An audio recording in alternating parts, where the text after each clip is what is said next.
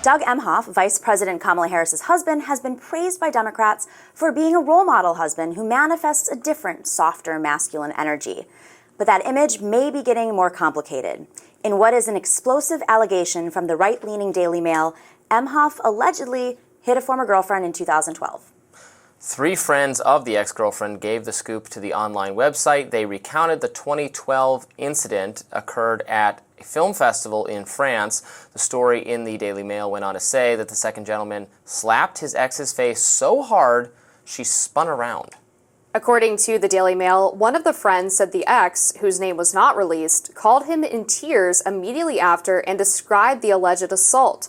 Rising reached out to Harris's office, but we have not gotten a response. The story was picked up by the New York Post. News Nation's Chris Cuomo weighed in on the media's coverage of this, or lack thereof, on his Wednesday night program. Let's watch. If the name were Trump instead of Emhoff, it would be all over the news.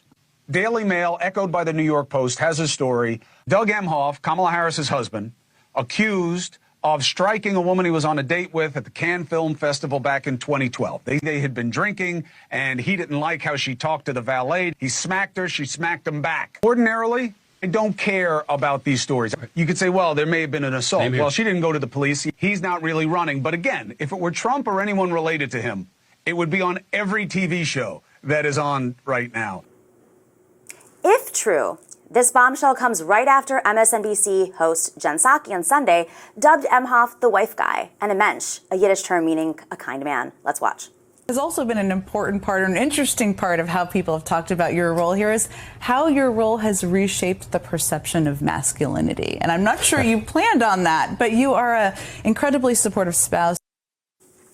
Does Emhoff live up to the wife guy persona? Last month, Emhoff admitted to having an affair in 2008 with the nanny and teacher Najin Naylor, whom he did get pregnant. So, this is a pretty serious accusation from many years ago, and I am someone who thinks we should reserve a certain amount of skepticism for things that only come out many, many, many years later, for which there is difficulty to provide any evidence. I'm someone who believes very strongly in due process. Now, due process and the presumption of innocence are really only for the legal system. Obviously, people are free to reach whatever conclusion they want in their own personal moral judgment, or even in terms of, fitness to serve in office, although, of course, he's not the candidate. Kamala Harris is.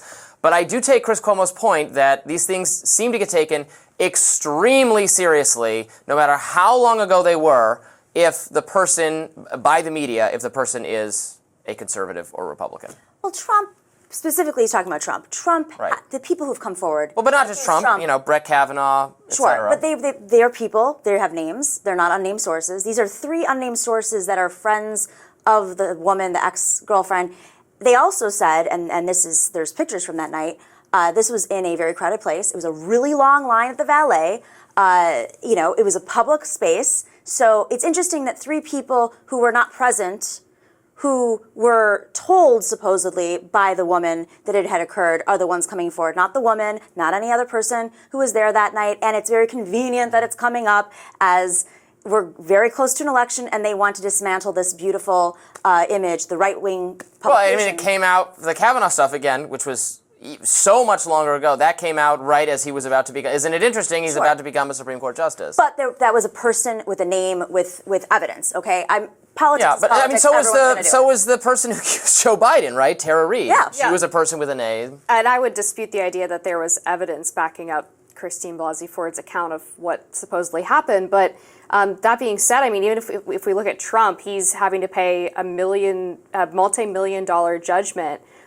Based again on one woman's word and no actual physical evidence, and a lot of actually contradictory details that put her account into question. So I think it's reasonable to say that the standards have fallen literally below the ground on whether or not we take allegations against conservatives or Republicans seriously. And in this case, do we really think that the people who were there in 2012 at Cannes knew who Doug Emhoff was? Yeah, he was a well-known entertainment attorney. The Cannes Film Festival is an entertainment film festival. I'm pretty sure people knew who Doug Emhoff was at the time. He was very involved in California politics. Anybody who was around that, I'm sure, and they might come forward for all we know. All I'm saying is 3 unnamed sources that heard it by hearsay does not hold up in court. Whereas Trump's allegations went through a court process. You know, Brett Kavanaugh, he made it through, right? He made it through, and there was evidence provided, and the individual who's making these claims was there, even if it was claims from dozens of years ago. I think there's flaws in that as well.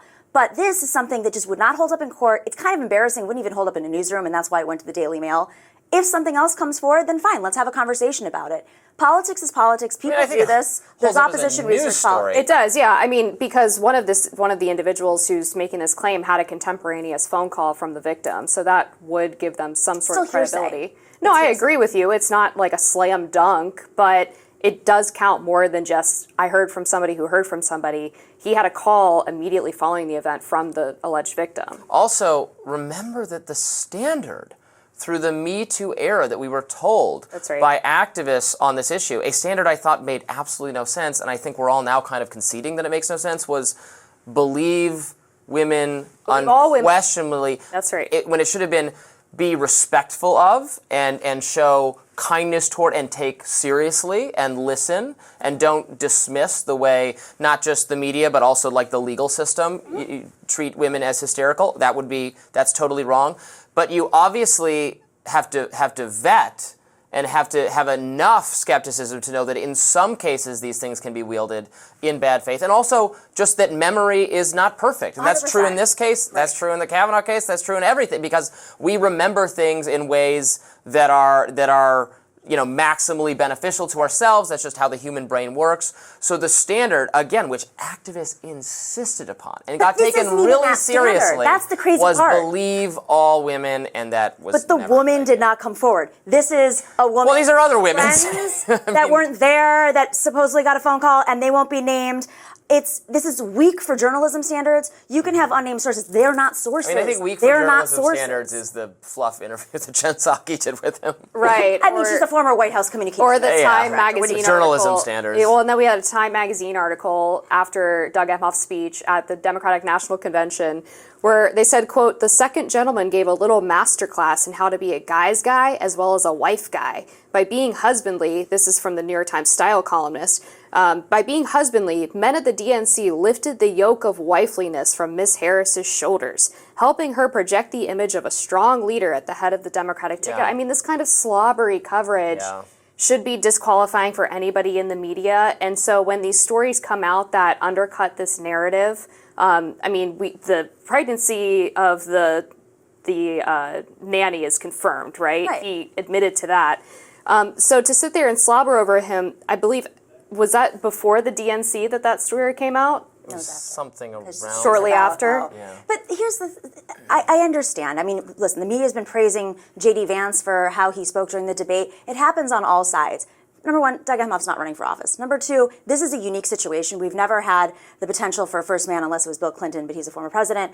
We've never had that potential. So we're looking at it through a different lens. And I think it is interesting to see how he supports her in her career, and he keeps his career, and it is a different type of model for what it means to be a husband. And I think that's fair. The situation with his affair, his ex-wife has come forward praising him as a human. Humans are humans. I mean, I am not going to have moral judgments over anybody's marriage. You have no idea what goes on in people's lives. I think that's fair enough, and that's actually a good thing to show publicly. Yeah, I feel the same, and this is not for me, this is not like a story about the fitness of. It's not even Doug Emhoff. The fitness of Kamala Harris.